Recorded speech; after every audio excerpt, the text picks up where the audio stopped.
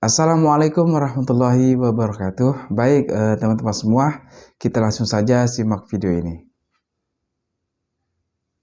Beliau mengatakan segala puji bagi Allah sebagaimana Allah mensifati dirinya.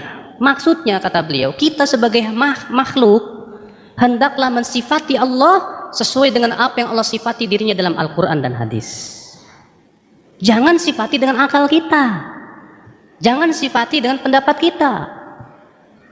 Kalau misalnya misalnya ada orang berkata begini, Allah wajib punya sifat begini dan mustahil punya sifat begini. Lalu ia tentukan sendiri. Ya, sifat wajib bagi Allah ada 20, wujud, qidam, baqo, mukhalafatun lil hawadisi, dan dah pokoknya cuma 20 aja, nggak boleh lebih. Waduh, ngatur banget sama Allah, Pak, namanya, Pak. Ya. Bayangkan, Pak, ya. Saya juga dulu belajar, katanya sifat Allah yang wajib hanya 20. Nggak boleh lebih dari 20. Wajib. Terus nama Allah berapa? 99. Berarti kalau 99 kurang 20 berapa, Pak? 79. Lihat ada 79 nama tidak mengandung sifat. Enggak masuk di akal kayaknya, Pak. Dan memang tidak sesuai dengan apa yang ditunjukkan oleh Al-Quran dan hadis Nabi Shallallahu Alaihi Wasallam. Sekarang Bapak beribadah mengharapkan ridho Allah tidak? Baik, ada enggak sifat ridho dalam 20 sifat? Enggak ada. Berarti konsekuensinya kalau Bapak hanya beriman kepada 20 sifat, Bapak tidak boleh beriman Allah punya sifat ridho. Bapak takut gak dari murka Allah? Saya takut dari murka Allah. Gak ada dalam 20 sifat Allah punya sifat murka, Pak. Berarti kalau kita hanya beriman kepada 20 saja, berarti kita menolak sifat murka. Subhanallah, berapa banyak Al-Quran menyebutkan tentang sifat-sifat yang tidak ada dalam 20 sifat. Makanya, Pak, ya, ketika orang mengatakan, ya Allah, engkau wajib punya 20 sifat. Loh, kok ini ngatur siapa gitu kan? Makanya Imam Syafi'i mengatakan apa? Segala puji bagi Allah sebagaimana Allah mensifati dirinya dalam Al-Quran. Artinya kewajiban kita sebagai makhluk, sifatilah Allah sesuai dengan apa yang Allah sifati dengannya dalam Al-Quran dan hadis Nabi Sallallahu Alaihi Wasallam, tanpa kita menyerupakan Allah dengan makhluknya. Kemudian, Pak, sering juga orang keliru tentang akidah ketuhanan. Ini penting. Bapak pasti belajar yang namanya sifat 20 ya. Wujud, qidam, baqa, mukhalaf lil hawadis, qiyamuhu binafsihi, wahdaniyah, qudra, irada, ilm, hayat, sama, basar, kalam, sampai mutakalliman.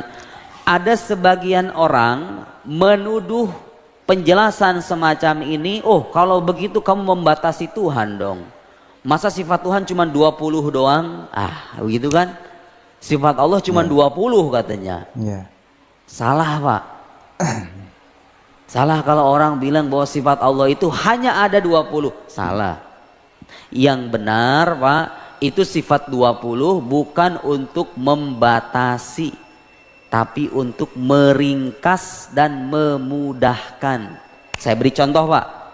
Dalam Asmaul Husna kita mengenal Allah itu Al-Muhyi, yang maha menghidupkan, Al-Mumit, yang maha mematikan, Al-Hadi, yang maha memberi hidayah, Ar-Razzaq, yang maha memberi rezeki, Al-Qawi, Al-Matin, Ar-Rahman, Ar-Rahim, Al-Malik, Al-Quddus, dan lain-lain. 99 nama. Itu Bapak kalau teliti arti dari 99 nama itu, pada akhirnya itu nggak akan lepas dari sifat-sifat 20 yang kita pelajari itu. Jadi yang 20 ini ibarat inti. Kalau kita imani, maka kita mengimani semua yang lain.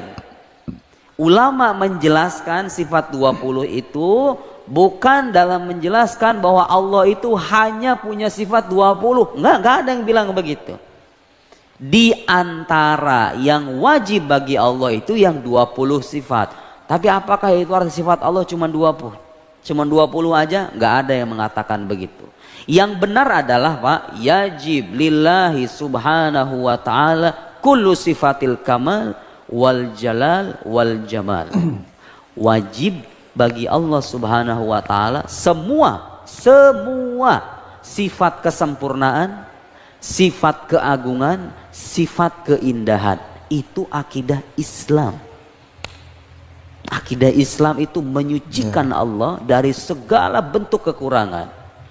Sekali lagi, Kalau dikatakan bagaimana sifat Tuhan dalam Islam, jawabannya wajib bagi Tuhan itu memiliki sifat kesempurnaan, keindahan, dan keagungan. Sebagaimana mustahil baginya semua sifat kekurangan, kecacatan. Apapun yang menunjukkan kekurangan, kebutuhan, dan kecacatan, maka ternafikan dari Allah Subhanahu wa Ta'ala. Terus kenapa kamu menjelaskan sifat 20? Sifat 20 itu hanya untuk meringkas, memudahkan, dan itu adalah sifat-sifat inti yang kalau diimani oleh seorang muslim maka dia akan beriman kepada sifat yang lain. Coba, Al-Muhyi, maha menghidupkan, Al-Mumit, maha mematikan. Dengan mengatakan Allah punya sifat kudrah, artinya Allah maha kuasa, ya udah selesai semua.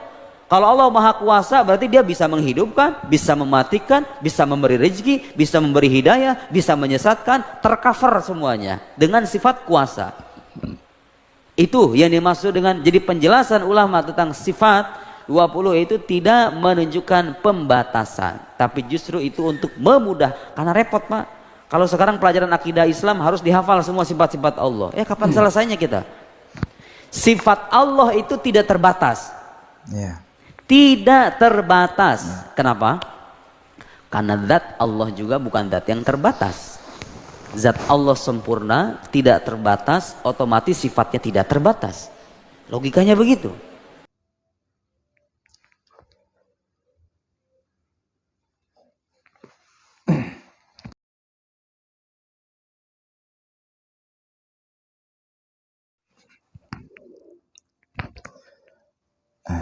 Nah, baik teman-teman semua, kita sudah bersama-sama menyimak penjelasan yaitu tentang sifat wajib bagi Allah atau sifat 20 bagi Allah. Nah, teman-teman, pasti kita sudah tidak ataupun banyak yang sudah tahu teman-temannya sifat wajib, ataupun sudah bagi teman-teman yang tidak hafal ataupun belum pernah atau sudah tidak asing lagi dengan nama sifat wajib bagi Allah teman-teman ya, ataupun sifat 20. Nah, orang-orang sering mengatakan sifat 20. Nah, ini menjadi perbedaan ya antara ulama Salafi Wahabi dengan Ahlus Sunnah wal Jamaah teman-teman. Nah, tadi ketika kita melihat di awal video itu ada Ustadz Salafi Wahabi teman-teman ya, atau katakanlah Ustadz Wahabi. Kalau kita melihat apa yang dijelaskan, seolah-olah ada apa ya, merasa paling benar teman-temannya ketika kita memperhatikan ketika dia menjelaskan soal sifat 20 teman-temannya. Nah, seakan-akan kita ini yang Ahlus Sunnah wal Jamaah ini membatasi, mengatur-ngatur. Nah, dia mengatakan Allah kok diatur-atur. Nah, pemahaman yang dia pahami itu kok seperti itu teman-temannya. Mungkin teman-teman bisa menilai sendirilah. Dia mengatakan bahwa nama Allah itu kan banyak, ada 99. Sedangkan sifat wajib bagi Allah itu ada 20. Nah, jadi sedikit teman-teman, sifat wajib Allah malah lebih sedikit, malah kurang banyak kan, dibandingkan nama Allah itu yang 99 dengan sifat hanya 20. Nah, dia mengatakan seperti itu teman-teman. Padahal tadi setelah kita menyimak pembahasan dari Ustadz Nuruddin.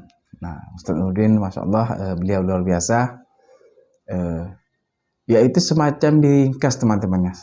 Diringkas. Jadi semua sifat, kalau kita perhatikan, kita baca Asmaul Husna itu, nama-nama Allah itu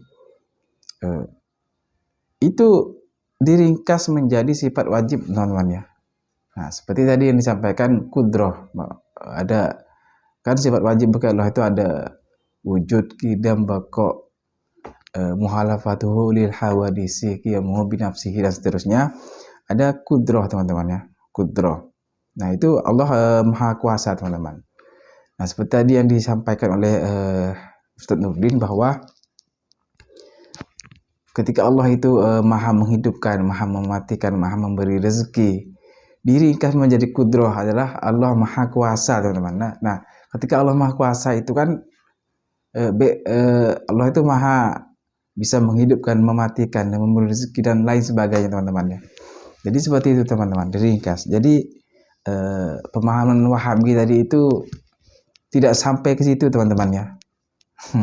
Tidak sampai teman-teman, tidak nyampe pemahamannya teman-teman. Itu kalau menurut saya itu perlu belajar lagi teman-teman ya. Siapa tadi itu? Nah kita katakanlah Ustadz Wahabi teman-teman ya, seakan-akan dirinya itu merasa ya apa ya, merasa benar dengan sifat wajib, dengan menjelaskan sifat wajib bagi Allah tadi teman-teman ya. Jadi padahal kita ini, dan dia juga mengatakan banyak sifat-sifat Allah dalam Al-Quran yang tidak ada di sifat 20. Nah ya pada tadi itu teman-teman ya, diringkas.